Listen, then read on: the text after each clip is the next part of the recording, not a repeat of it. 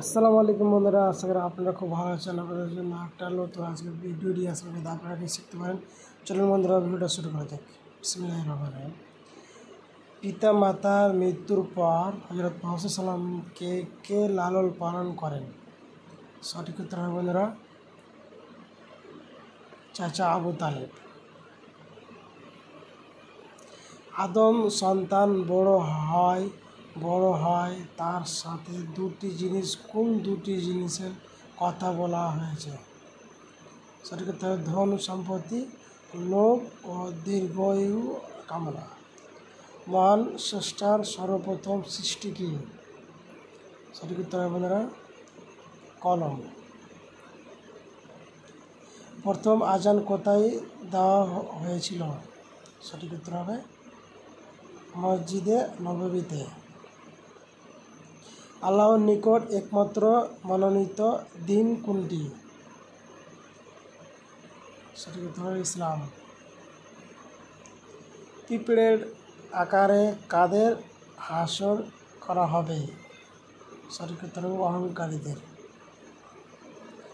আল কুরআন অর্থ কি? আল কুরআন অর্থ পাঠিত বা বারবার পড়ে যাওয়া যায় বই। পবিত্র কুরআনে প্রথম সূরা কোনটি? সূরা ফাতিহা। ইসলামের সর্বোচ্চ স্তরের নাম কি? লা ইলাহা ইল্লাল্লাহ পাঠ করা।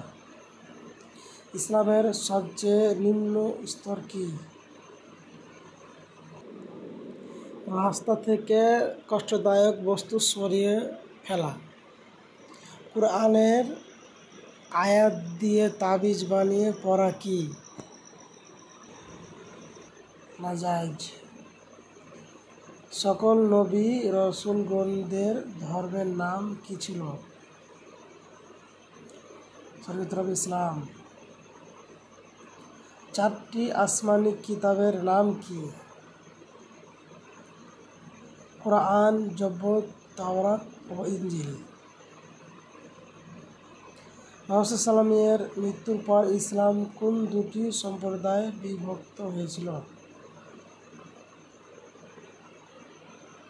সুন্নি ও শিয়া। রসুল কাকে বলা হয়? সেই নবীকে রাসূল সাল্লাল্লাহু আলাইহি ওয়াসাল্লাম বলা হয় যার উপর আসমানি কিতাব অবতীর্ণ হয়েছে।